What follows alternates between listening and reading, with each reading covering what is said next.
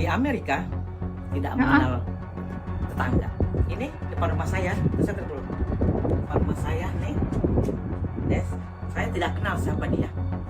Karena kami tidak tahu dia mau telanjang kek, mau apa kek, ngapain, kita nggak tahu. Yang penting tidak mengganggu kita. Nggak campur ada ya. part yang kita yang kita nikmatin situ.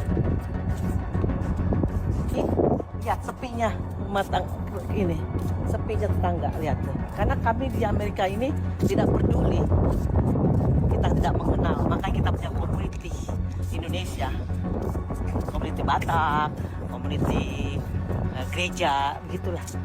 Oke? Amerika tidak peduli dengan tetangga.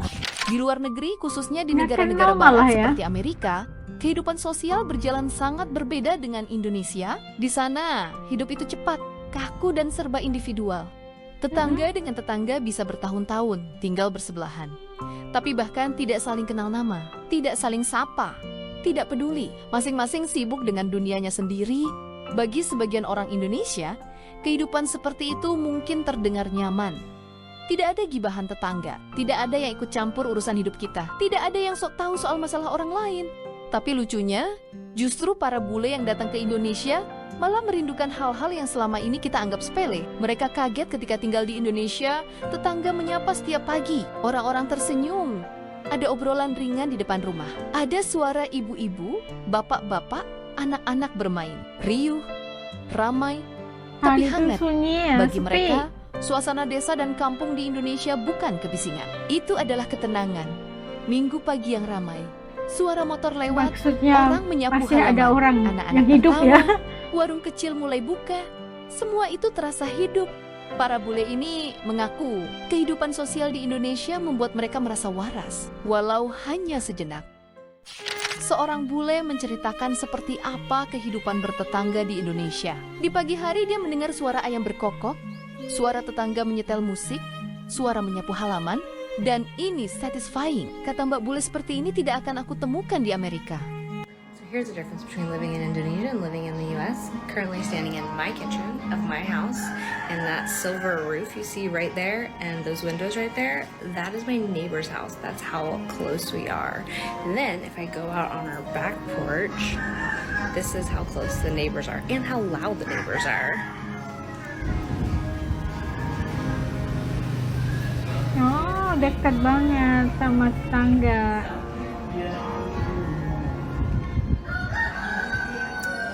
And in the US, unless you're in like a big city, like an apartment, like New York City or something, where I grew up in like suburban Florida, houses are not this close together, and neighbors, like I can hear the neighbors' kids crying, I can hear our neighbors' music, I can hear their pet chickens, and it's just all kinds of loud noises, and that is not like life in the US. Welcome to life in Indonesia. Ya, terasa hidup, ya kan?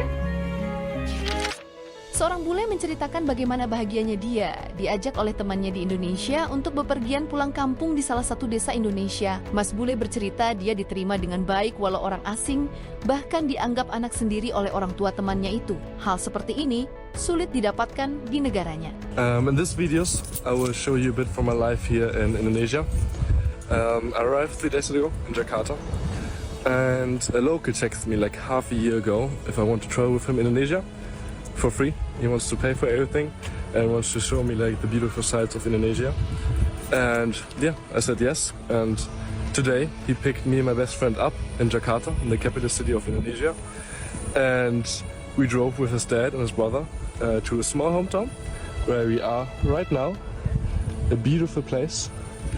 And we are living with them in the house. He gave us a scooter, he's cooking for us, or more like the mom is cooking for us.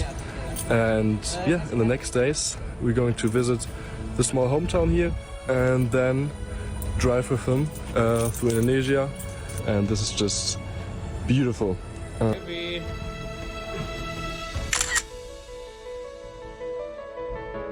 Tinggal bersama keluarga angkat lah ya. Seorang Kira bule gitu. membagikan cerita di sosmed. Bagaimana dia diundang makan dengan temannya yang juga bule oleh tetangga lokal ketika berlibur di Indonesia. Di sana dia banyak mengambil pelajaran bagaimana warga Indonesia bekerja dan bersosial. Si bule juga takjub pada orang tua temannya itu. yang mencapai usia 100 tahun. Dan dia paham, 100 orang tahun, Indonesia bisa hidup Masya bersahaja Allah. walau hidup di desa. Makan sederhana tapi bahagia, hidup rukun dan ramah, bisa membuat hidup tentang dan umur panjang. Seorang bule dan sekaligus ibu dari Amerika sampai membandingkan hidupnya saat tinggal di Amerika dan Indonesia. Selama lahir dan besar di Amerika, dia merasa tak pernah hidup senyaman ketika tinggal di Indonesia. Kehidupan sosial Indonesia baik, mau apa-apa dekat, tinggal bersama lingkungan warga lokal juga aman dan nyaman saja. Hal ini berbeda ketika dia di Amerika. Dia sampai mengakui Indonesia tempat terbaiknya saat ini bersama anak-anaknya. I love these walks to the corner stores with my girls. It's one of our favorite family routines and rhythms, and I'm super thankful that it is so easy and convenient here in our life in Indonesia. I want to tell you about one of my favorite things about living in a small town in Indonesia as an American mom.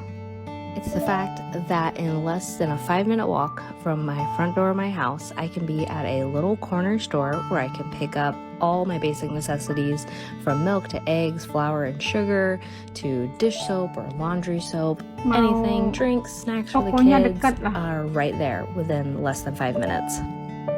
Sometimes my Bisa girls just need to jalan get out of the kaki house aja. and we'll walk down to the shop and they'll get just a little box of chocolate milk or something, or a juice box, and it just brings a little adventure to our day. And the reason that this is so exciting to me as an American living in Indonesia is that this is not the case where I grew up in the US. And I would say probably for most Americans that didn't grow up in a big city like New York or Los Angeles with like a really vibrant downtown, suburban, regular, everyday America is really, really spread out. It easily can take a 10 to 15 minute drive in your car to get to any type of store that would sell like Paling milk dekat or perlu naik eggs or some of mobil those lah. basic necessities. And it's always a culture shock when I go back to the US and I visit family and I think, oh, I just want, to make this recipe and I'm out of like flour. And it's like a whole production to get all the kids into the car and their car seats and seatbelts and then drive, 10, 15, 20 minutes maybe to the store that I want to go to. And jauh it's a ya. much bigger deal.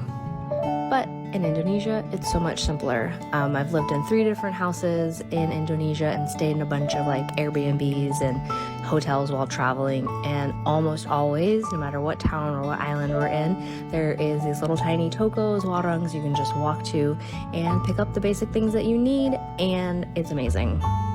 And of course, there's the added convenience selesai of juga. Grab and Gojek, which can deliver you these things right to your front door when you order them on your app. I think one reason for Lebih this mudah big ya. difference is how cities or towns are zoned in the US versus Indonesia. In the US, we have very specific like residential zones where you can like have houses and places where people live, and separate from that would be like commercial zones where you can have businesses and where people can sell things, and so that would be where like your stores are and they're in specific areas. Now I do think this is different in areas like New York City, like I said, which is a really big city, and they have tons of places that you can just walk to, shops right down the street from your apartment. But again, for I think average small town everyday America, it's quite different. Belajar kita lihat perkongsian beberapa para bule yang mengatakan kehidupan di tempat mereka, asal mereka di Amerika yang tidak seperti Indonesia. Kayak mereka itu hidup bertahun-tahun di tempat rumah yang sama, tapi nggak tahu siapa yang tinggal di sebelah rumah, siapa tetangga di depan mereka, itu mereka nggak tahu langsung, karena mereka itu di Amerika mereka punya sifat individualistik, tidak mau campur urusan orang, kayak gitulah, nggak ada kayak ngobrol-ngobrol, tanya kabar, kirim bertukar-tukar juadah makan, enggak gitu, mereka nggak gitu. Dan mereka datang ke Indonesia, mereka mengalami shock berat ya, karena apa? Kalau di Indonesia hidup bertetangga itu kayak begitu rukun, begitu ramah sekali. Kita kenal bukan hanya jiran tetangga sebelah rumah, tapi sekampung gitu kan, bisa kita kenal siapa orangnya gitu, bisa sentiasa bertemu, dan komunikasinya itu berjalan dengan baik begitu, tidak ada kayak sifat individualistik. Mereka itu hidup dalam keadaan rukun, jarang kalau ambil peduli sama mereka begitu kan, tidak hanya mempedulikan hal sendiri-sendiri aja. Malah mereka juga berkongsi tentang keadaan desa di Indonesia itu kayak penempatan mereka itu mudah. Kalau ingin mau ke toko hanya ambil waktu 5 menit aja untuk jalan kaki, berbanding di tempat mereka yang harus nyetir dan sebagainya.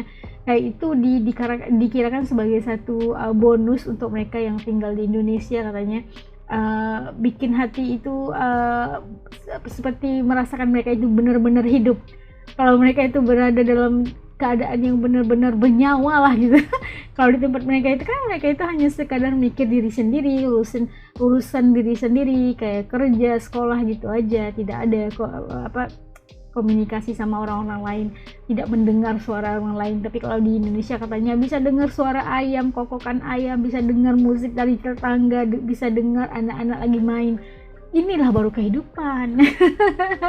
Itu yang mereka belajar dari Indonesia. Penasaran gitu kan, melihat bagaimana mereka melihat Indonesia itu, ataupun berkunjung ke Indonesia bikin mereka jatuh cinta.